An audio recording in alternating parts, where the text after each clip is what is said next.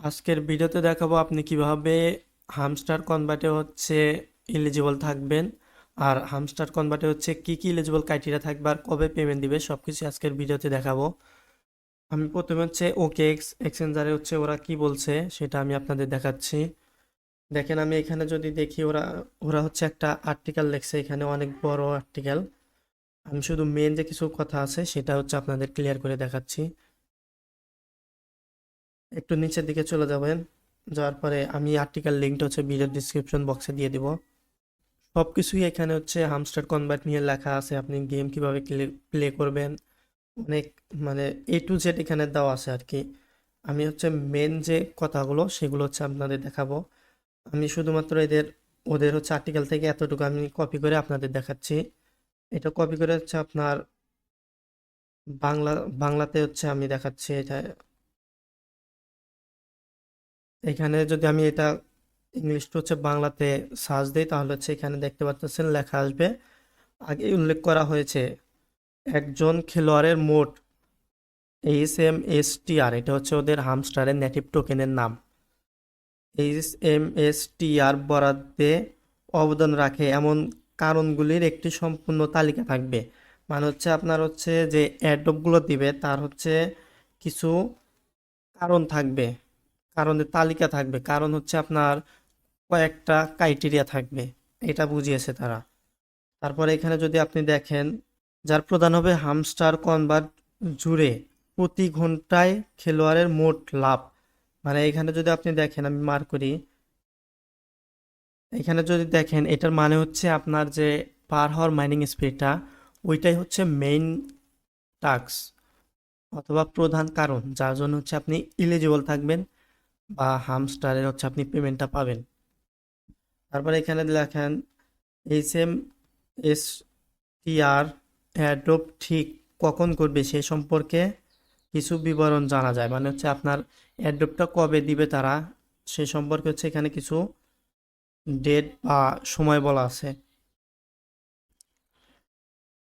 তবে সবকিছুই পরিকল্পনা, এখানে দেখেন আরো লেখা আছে, তবে সবকিছুই পরিকল্পনা অনুযায়ী চলতে থাকলে আমরা জুলাই টিজি আশা করতে পারি। মানে হচ্ছে যদি ওদের পরিকল্পনা সবকিছু ঠিকঠাক থাকে তাহলে হচ্ছে আপনার এয়ারড্রপটা হচ্ছে জুলাই মাসেই দিবে, জুলাই মাস বলতে এই মাসেই দিবে। এখন এখানে যদি আপনি আর একটা দেখেন, এখানে হচ্ছে যে কারণে হচ্ছে আপনার এয়ারড্রপটা দিবে বা এয়ারড্রপের এলিজিবল ক্রাইটেরিয়া থাকবে, এখানে দেখেন সম্পূর্ণ একটি তালিকা থাকবে। মানে হচ্ছে কিছু ক্রাইটেরিয়া থাকবে, বাকি কি কি ক্রাইটেরিয়া থাকবে, বাকি কি কি ক্রাইটেরিয়া থাকবে সেটা কিন্তু তারা বলে নাই। আমরা একটু অনুমান করতে পারি যে কি কি ক্রাইটেরিয়া থাকবে। তার জন্য হচ্ছে আপনি আমাদের টেলিগ্রাম চ্যানেলে চলে আসবেন। টেলিগ্রাম চ্যানেলে চলে আসার পরে হচ্ছে আপনি যদি সার্চ দেন, আমি টেলিগ্রাম চ্যানেলে সার্চ দিয়ে দেখাচ্ছি। আমি এর আগেও বলে দিয়েছিলাম, তারপরে এখানে সার্চ দিয়ে বলে দিচ্ছি, দেখাচ্ছি আপনাদের। এখানে যদি আমি ইলিজিবল ক্রাইটেরিয়া লিখে সার্চ দিই তাহলে দেখতে পাচ্ছেন হামস্টারের সেই পোস্টটা হচ্ছে এখানে চলে আসছে। এখানে আমি অনুমান করে একটা পোস্ট করছিলাম যেখানে হচ্ছে হামস্টারের কিভাবে পেমেন্ট দিতে পারে বা এলিজিবল ক্রাইটেরিয়া কী কী রাখতে পারে বা আপনাকে এয়ারড্রপ থেকে বাতিল করতে পারে কী কী কারণে, সেটা আমি একটু অনুমান করে এখানে পোস্ট করছিলাম। এখানে দেখেন, এখানে যদি দেখেন জুন 27, অর্থাৎ 27শে জুন আমি এই পোস্টটা করেছিলাম।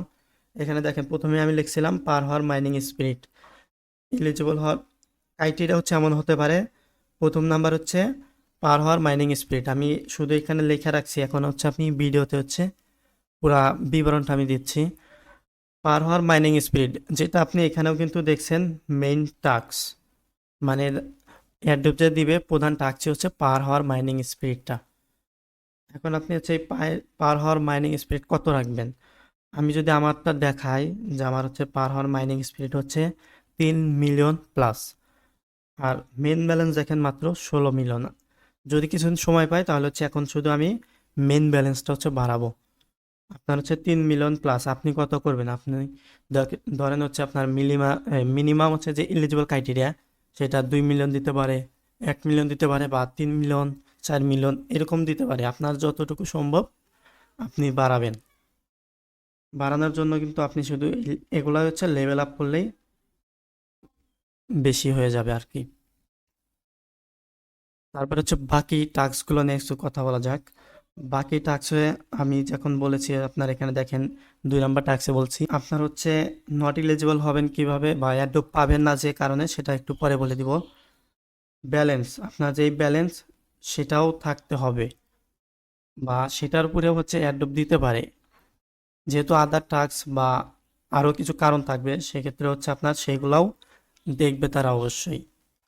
এখন আপনি হচ্ছে ব্যালেন্স কত রাখবেন আর পার হাওয়ার মাইনিং কত বাড়াবেন, আপনার ব্যালেন্স অনুযায়ী হচ্ছে আপনি পার হাওয়ার বাড়াবেন। আপনার যদি বেশি থাকে ব্যালেন্স, আপনার কয়েকশো মিলিয়ন রাখলেই ভালো হয়, বাকি সব হচ্ছে পার হাওয়ার মাইনিং স্পিড বাড়াতে পারেন। যদি ব্যালেন্সটা অনেক বেশি রিকোয়ারমেন্ট করে তাহলে তো আপনি নট এলিজিবল হবেন। তার জন্য হচ্ছে আপনি নিজের রিস্ক হচ্ছে মাইনিং স্পিডটা বাড়াবেন বা ব্যালেন্সটা শেষ করে মাইনিং স্পিড বাড়াবেন।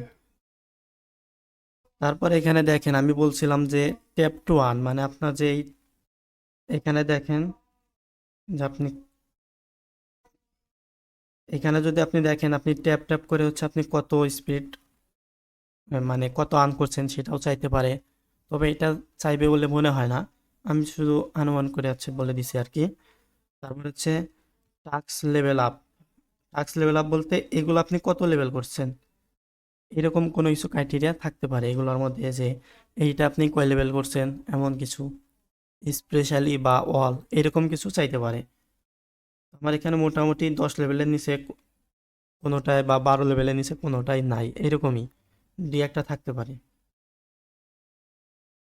তারপর হচ্ছে আমি যদি আরো কিছু কারণ দেখাই, এখানে দেখেন বুস্ট 5 নম্বরে আছে, বুস্ট জি এনার্জি লিমিট।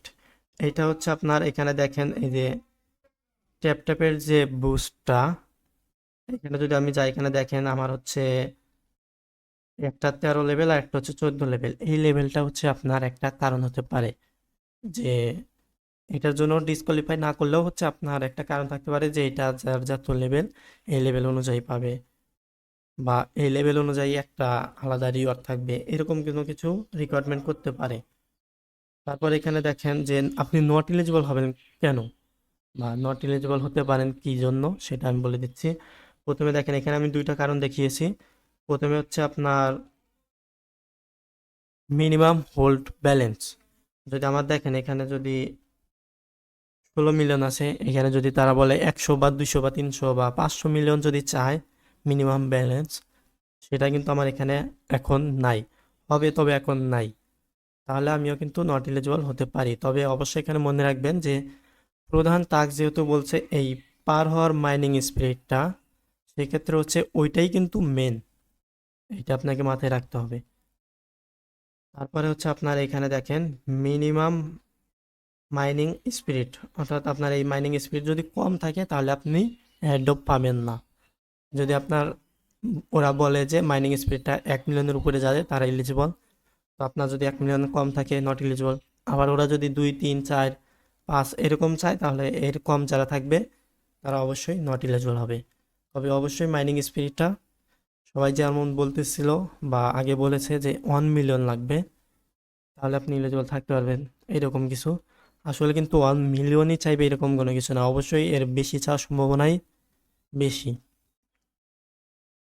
কারণ ইউজার যেহেতু অনেক বেশি, সবাই যদি 1 মিলিয়নের উপরে করে তাহলে কখনোই তারা 1 মিলিয়ন রিকোয়ারমেন্ট দিবে না।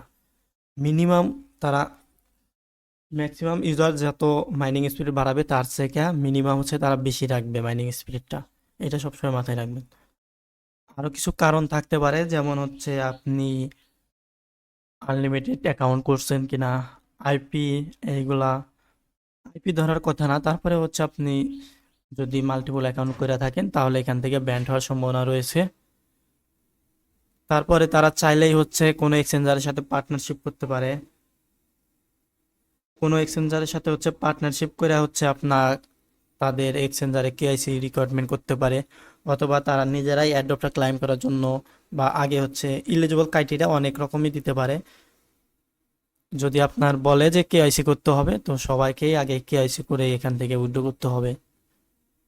তো আপাতত এতটুকুই ভিডিও, আর উইথড্র আপডেট আসলে অবশ্যই আমি টেলিগ্রাম চ্যানেলে জানিয়ে দেবো, অবশ্যই আমার এই টেলিগ্রাম চ্যানেলে জয়েন থাকবেন। ভিডিও ডিসক্রিপশন বক্সে টেলিগ্রাম চ্যানেল লিঙ্ক পেয়ে যাবেন। আর অনেকে হয়তো বা বলতেছে যে উইথড্র হচ্ছে বা উইথড্রতে আপনার টোন নেটওয়ার্কের গ্যাস ফি লাগবে, আমাকে অনেকেই এসএমএস করে বলছিল আর কি। তো সেটার বিষয় হলো যে আপনার এখনই কিন্তু আপনাকে উইথড্র দিচ্ছে না, আপনার টোন নিয়ে সেরকম কোনো টেনশন করতে হবে না। যখন উইথড্র আপডেট আসবে তখন হচ্ছে আপনি টোন খুঁজবেন। আপাতত টোন খোঁজার কোনো প্রয়োজন নাই, আপনি এলিজিবল থাকবেন কি থাকবেন না এটাই তো শিওর নাই, তাই না? এলিজিবল তো সবাই হবে না, এটা গ্যারান্টি, এটা আপনি মাথায় রাখেন যে এলিজিবল সবাই কখনোই হবে না। তাহলে সবাই যদি আপনি টোনই কেনেন তাহলে কোনো লাভ আছে? পরে দেখবেন আপনি নট এলিজিবল। যখন আপনি এলিজিবল থাকবেন অবশ্যই টোন কেনার যথেষ্ট সময় পাবেন। আজকের ভিডিও এতটুকুই। ভিডিওটা ভালো লাগলে অবশ্যই লাইক এবং কমেন্ট করতে ভুলবেন না।